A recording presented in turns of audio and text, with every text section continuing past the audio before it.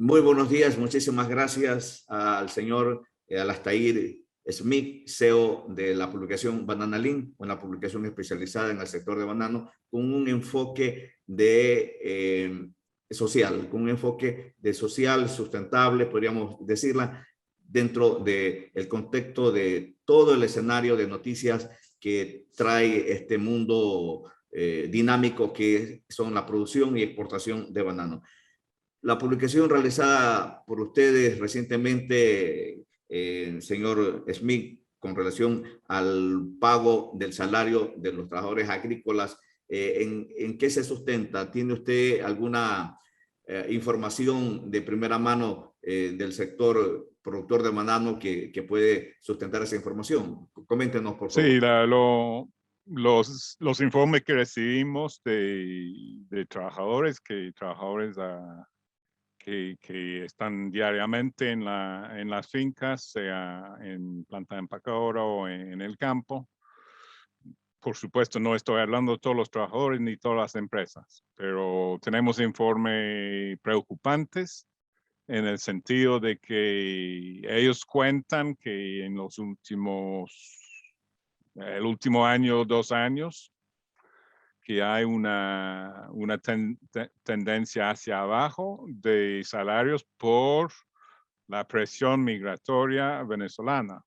Y no tenemos ninguna cifra y no creo que existen cifras, pero como en muchos otros países, la llegada de una población migrante de un país vecino, similar con nicaragüenses en Costa Rica o haitianos en Dominicana. Siempre la misma historia, es que hace presión hacia abajo porque los propios migrantes, los y las migrantes no están en condiciones de negociar nada y van a aceptar el trabajo que está disponible por su condición de precariedad.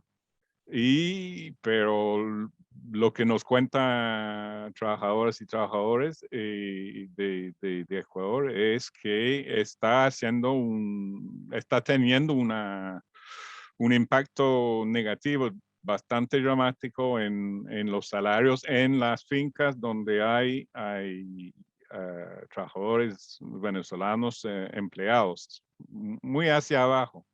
Claro. Ahora, Entonces, es una preocupación. Yo sé que desde hace 3, 4 años sabemos que hay un flujo de migrantes venezolanos. Yo vi con mis propios ojos que en la carretera principal, que siguen llegando, siguen en búsqueda de oportunidades, pero el problema es que para los trabajadores locales, eso hace una especie de, no es culpa de los migrantes, pero eso hace, económicamente hablando, una competencia desleal porque no pueden aceptar salarios más bajos. Justamente después de 10 años de muchos avances en la parte salarial en Ecuador, es muy preocupante escuchar que hay esta presión hacia abajo ahora. Y va vinculado con el tema contractual también, que es otro tema que comentamos en este artículo,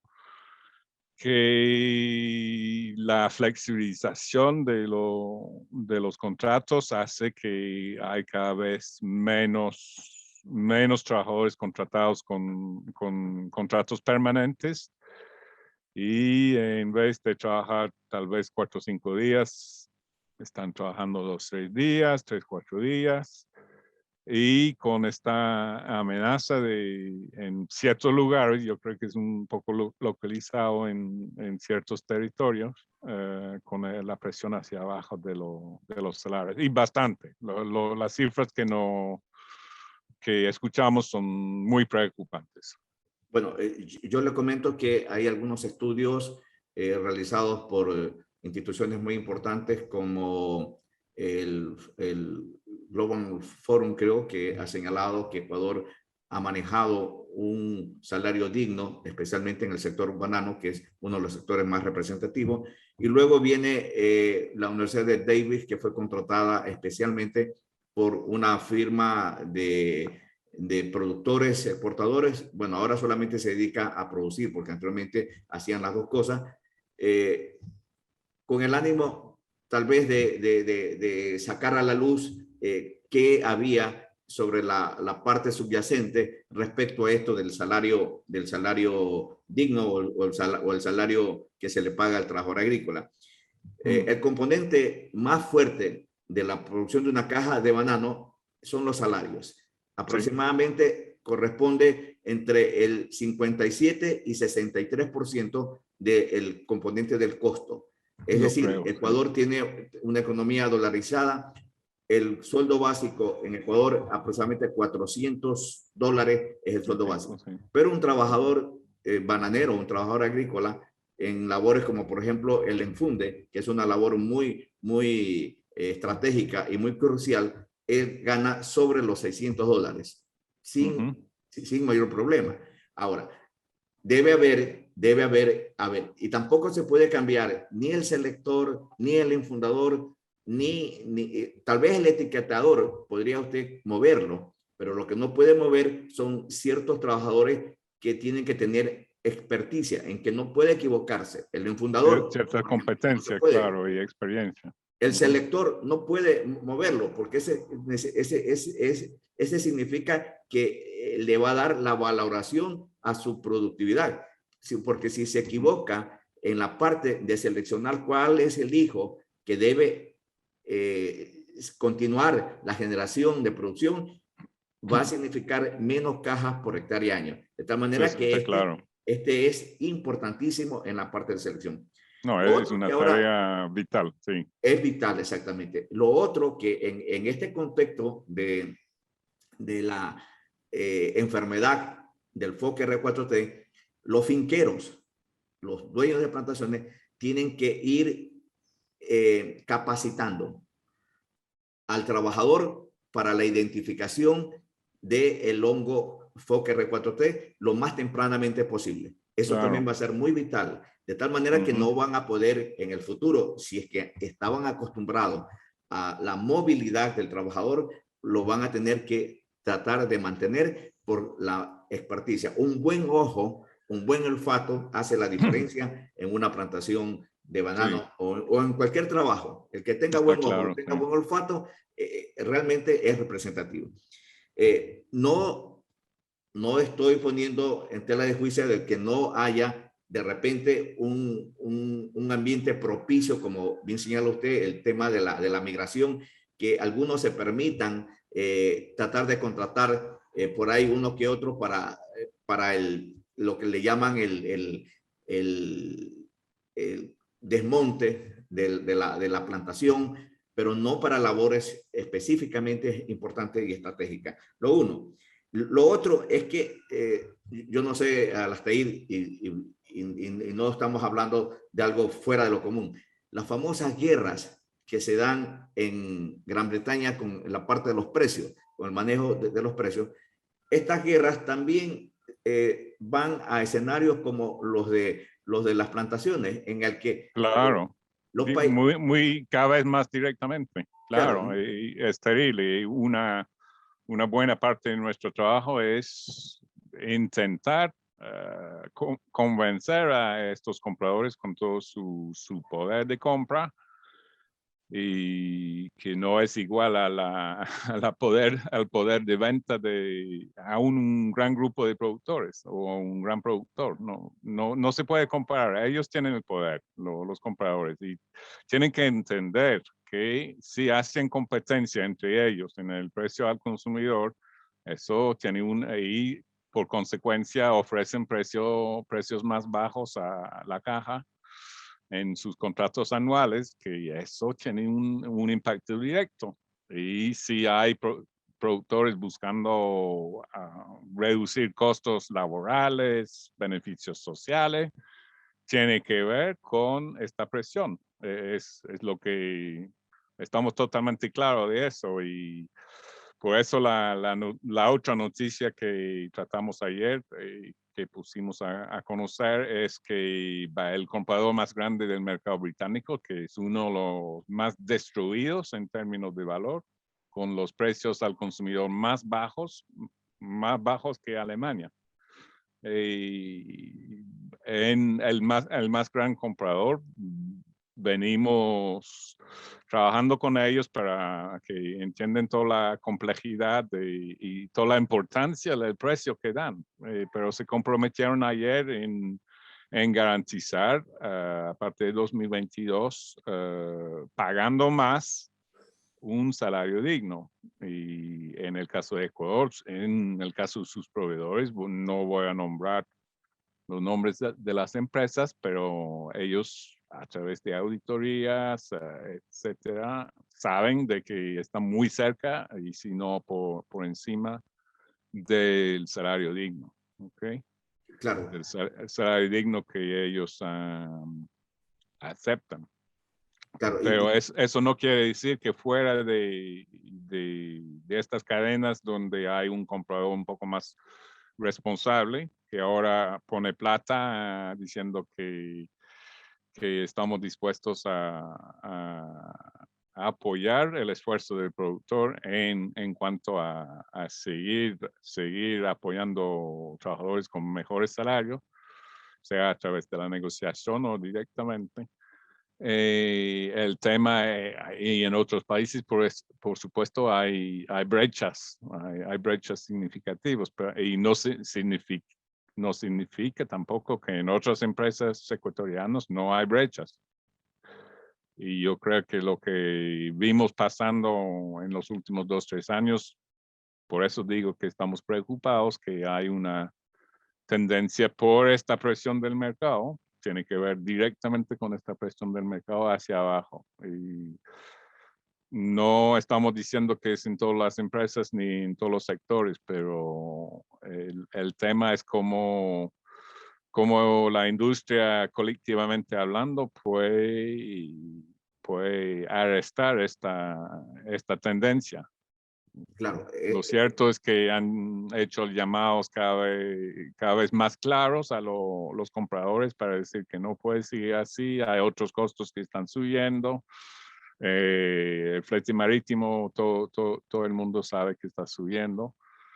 Pero si siguen con los precios contractuales que hemos visto en los últimos años, no es sostenible y el productor se siente obligado de buscar cómo reducir sus costos. Y desgraciadamente, como usted dice, si los costos laborales son un 50% los costos de producción, por supuesto va a intentar a través de mecanismos de flexibilización, de contratos más precarios, de salarios más bajos. Eso se entiende. Entonces, todo va vinculado, todos los temas. Y el otro camino sería que llegue a un acuerdo con los trabajadores a pagos por resultados. Alguna vez este pago por resultados me decían que se había dado en Colombia. Yo estuve hace muchos años allí y tenían un gran problema, pérdidas en las fincas bananeras de todo tipo de material, de tal manera que el dueño de la finca llegó a un acuerdo con los trabajadores. A ver, señores, yo creo que el ejemplo de Colombia es muy interesante, don Cleva, usted lo sabe, creo, pero en todo Urabá, que es un 80% de la exportación de Colombia, hay desde hace más de 20 años un acuerdo nacional entre los trabajadores organizados en sindicato y el sector de casi 300 plantaciones. Y muy francamente es un modelo, estamos bastante lejos en Ecuador, pero para nosotros, visto de afuera y con contactos con todos los trabajadores de todos los países, es uno de los modelos que más funciona. Por supuesto. Una negociación cada 2 años, fue cada 3 años, ahora es casi cada 2 años. Y de todo el sector, de unos 20,000 trabajadores en el caso de Urabá, un poco más. Pero yo creo que por razones de estabilidad, por poder prever el negocio, yo creo que es interesante incluso para los propios empresarios. Y a través del diálogo permanente y negociación económica, social, etcétera, de beneficios, incluso convenios con el Estado, por ejemplo, el tema de vivienda. Y no, el modelo de Urabá es sumamente interesante y yo no sé, pero tal vez es un sueño para Ecuador, pero no es porque nosotros observamos un cierto temor por parte de ciertos empresarios de cuando hablamos de sindicato, tienen una visión de tal sindicato, de tal hecho histórico y no tomen en cuenta de que hoy hay esfuerzos para crear un nuevo tipo de sindicalismo en el sector bananero, que es un sindicalismo de diálogo, de desarrollo, que quiere trabajar mano en la mano con los productores sobre el tema de productividad, como usted dice, pero vinculado a condiciones laborales previsibles, decentes. Yo creo que para nosotros es la única manera, en fin de cuentas, de sentarse y negociar. Es un poco más complejo en Ecuador por el hecho de que hay tamaños desde 1 o 2 hectáreas hasta 1000 hectáreas. Es más complejo, pero Claro, nada es hay imposible tamaños si de hasta hay 100.000 voluntad. hectáreas. Sí, claro.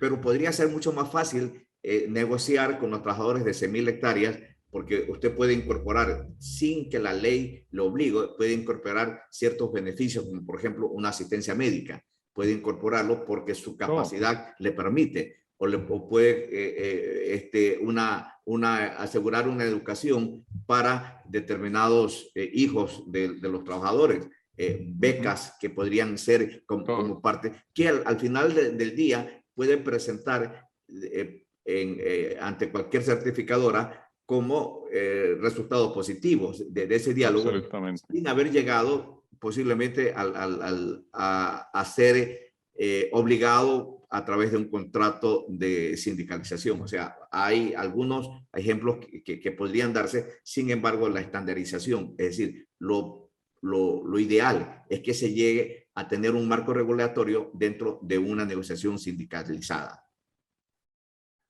Yo creo que es posible y tal vez de ambos lados hay que quitar el miedo porque hay que decir también que hay trabajadores que tienen miedo del concepto por la mala reputación de lo que ha pasado hace 10, 20, 40 años a veces.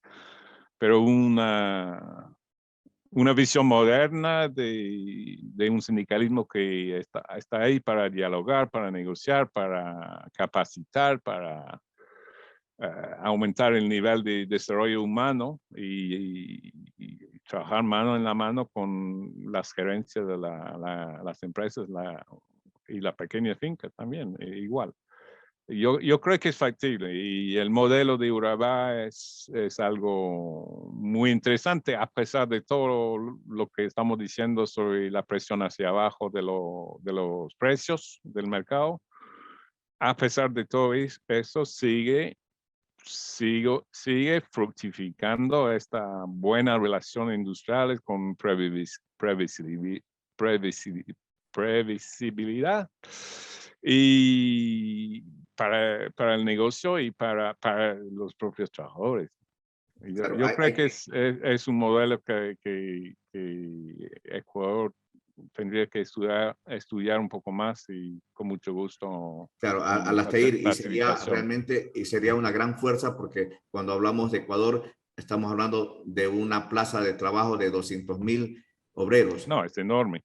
Es enorme. Entonces, eso sería una gran fuerza económica paralela que se haría al término de la industria y que la industria podría presentar tal vez pues como uno de los mejores logros de acercamientos a los mercados. O sea, podría ser eso. Sin embargo, yo considero dentro del escenario económico que se ha vivido en la última década y como bien señala en algunas publicaciones que he visto de Banana Link, se ha progresado mucho en la parte de la concientización, que tal vez en ese aspecto se había descuidado, pero han sido los mercados con su puja por obtener una mejor fruta, una inocuidad para el consumidor y sobre todo una relación con el medio ambiente de sostenibilidad, la que ha llevado también a marcos regulatorios de las certificadoras a imponer aspectos positivos. Sí, para nosotros, hablando de certificadoras, no vemos como sostenible el modelo de certificación privada desde el mercado. Nuestra posición es que lo ideal es que son estándares y son normas nacionales que están monitoreados, controlados, diseñados al inicio por gobiernos. ¿Por qué no? Eso es lo ideal. Y que no dependemos de gente que viene de afuera para decir, para imponer un estándar globalizado. Es el otro problema, que a veces estos estándares pueden ser aplicables en Costa Rica o en Costa de Marfil, pero lo que aplica en Ecuador no necesariamente se aplica en Costa de Marfil y viceversa. Pero este concepto de certificación privada nos molesta muy Claro, francamente, porque se crea una impresión de que, bueno, todo viene de afuera como imposición. Sobre todo que los grandes compradores ahora dicen que si no tienen certificación, ni siquiera hablar de contrato. Y después depende de la capacidad de verificación de sus propios estándares y a veces no son expertos en todos. Entonces tenemos una posición bastante crítica de esta certificación y para nosotros lo ideal es que sean normas sociales, ambientales, etcétera, del propio gobierno claro. o de las autoridades públicas, ¿no? Alastair, ¿qué opinión te merece las famosas certificaciones de carbono neutro a ti como consultor del negocio de banano y como investigador? Por supuesto, como nos parece muy interesante, pero otra vez hablo del modelo. Si es algo de una importadora o solo una empresa privada o una ONG, en este caso, yo creo que usted está hablando de una importadora privada. Está bien para su cadena, pero no resuelve el problema de institucionalización de las buenas prácticas a través de la inversión que trae un buen precio. Eso es, para nosotros es el tema de fondo, es que si el precio es razonable, decente, digno, como el salario o el ingreso del productor, se resuelve a través de la inversión social, ambiental, en sistema de producción con menos impacto en todos los temas ambientales, no solo el tema de carbono. ¿Ok? Pero y sabemos, por ejemplo, que en toda la cadena, el momento en que se utiliza más carbono es cuando el consumidor va al supermercado en su carro, ¿ok? Incluso más que en la parte marítima, que por supuesto es lo más importante, si no tomen en cuenta el viaje del consumidor a la tienda, Claro. ¿ok? Pero es un esfuerzo, hay que ver la cosa de manera integral. En Y este contexto, Alastair, ¿qué opinión le merece a usted la decisión de Fair Trade, Comercio Justo, una vez que cumplió 25 años, poner en el tapete de la información los nuevos incrementos de precios que regirán para el 2022? Considero que es una buena señal del mercado. Me parece un señal excelente sobre todo que viene al inicio las negociaciones comerciales para 2022, donde realmente esperamos que los grandes compradores van a entender que no pueden ir hacia abajo. Ya es por debajo del piso y no pueden aguantarlo los productores, pues, no importa el tamaño. Y no es sostenible y incluso es incoherente con su interpretación de lo que quiere el consumidor y la consumidora. Y lo que dicen sobre lo que quieren los consumidores es cierto, pero no pueden seguir haciendo competencia entre ellos por precios cada vez más bajos. Y simplemente esperamos que a partir de ahora esta conciencia sea suficientemente difundida para que la cosa empiece a cambiar y que van poco a poco hacia arriba y que permite a las empresas invertir, hacer inversiones sociales, ambientales, en nuevos sistemas de producción, tal vez sistemas ecológicos diversificados. Yo creo que el señal que da Comercio Justo es sumamente importante y en algunos países, por supuesto, como Perú, República Dominicana, donde estamos hablando de más de la mitad de la producción que está certificado, entonces tiene un impacto enorme. Pero en Ecuador no sé, no tengo la cifra, pero es una proporción que está creciendo, porque a través de un precio más alto es normal, que es interesante para los productores. Pero yo Aquí por lo espero menos que hay 1.000 hectáreas. En este Ecuador, en ejemplo. Azoguabo, hay unos 1.000 productores que están bajo de este paraguas de FECTRADE y hay, obviamente que la fruta de banano es la que mayoritariamente se comercializa, de ahí viene cacao, también se comercializa hierbas y otros granos que hacen parte del stock de productos que tienen FECTRADE para ofrecer al mercado.